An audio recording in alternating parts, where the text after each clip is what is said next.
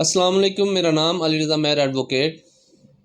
9 مئی کے واقعات میں جو نامعلوم افراد گرفتار کیے گئے ان کی تعداد 3280، ان کی شناخت پریڈ ہو چکی ہے، جن میں سے 1700 پلس افراد کو اب تک گرفتار کر لیا گیا ہے۔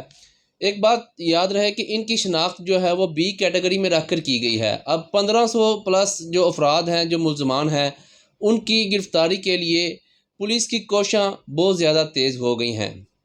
آپ دیکھتے ہیں اپنے گلی میں، علاقوں میں، محلے میں کہ پولیس کسی کے گھر میں بھی بے دھڑک ہو کے ریڈ کر دیتی ہے، ان کو کہہ دیتی ہے کہ آپ کا نام جیو فینسنگ میں آ گیا ہے، آپ اس جگہ پر موجود تھے، 9 مئی کے واقعات میں آپ ملوث ہیں، اور اس کو گرفتار کر کے لے جاتے ہیں، جبکہ یہ پبلک رائٹ کے اپوزٹ جاتا ہے معاملہ۔ کسی کے قانونی رائٹ کو آپ تلف نہیں کر سکتے، اس طرح کسی کے گھر میں بے دھڑک ہو کے ریڈ نہیں کر سکتے، لوگوں کی عزتوں کو پامال نہیں کر سکتے، لیکن یہ تو ایک الگ میٹر ہے۔ اسی طرح اوورسیز پاکستانیوں کو گرفتار کرنے کے لیے انٹرپول کا بھی کوششیں بہت زیادہ تیز ہو چکی ہیں۔ اب تک پولیس نے ریڈ وارنٹ حاصل کر لیے ہیں، اور 9 مئی کے واقعات میں جو اوورسیز پاکستانی بھائیوں نے پوسٹیں لگائی تھیں، سوشل میڈیا پر ویڈیوز وغیرہ اپلوڈ کی، تو ان پر بھی دہشت گردی کے مقدمات جو ہیں وہ درج کر کے انٹرپول کے ذریعے ان کو گرفتار کرنے کی کارروائیاں تیز ہو گئی ہیں۔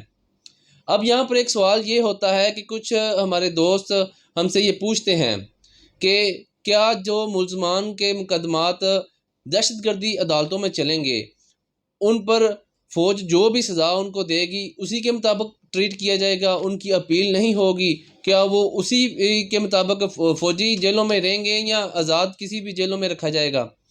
تو یہاں پر وفاقی وزیر قانون اعظم نذیر تارڑ صاحب نے میڈیا ٹاک کرتے ہوئے کہا کہ ہر ملزم کو فیئر ٹرائل کا حق دیا جائے گا۔ جب ان کا ٹرائل سٹارٹ ہوگا تو ان کو ان کی مرضی کے مطابق وکیل کرنے کی اجازت ہوگی، وہ اپنی مرضی کے مطابق وکیل کریں گے، اپنے مقدمے کو پرسو کریں گے۔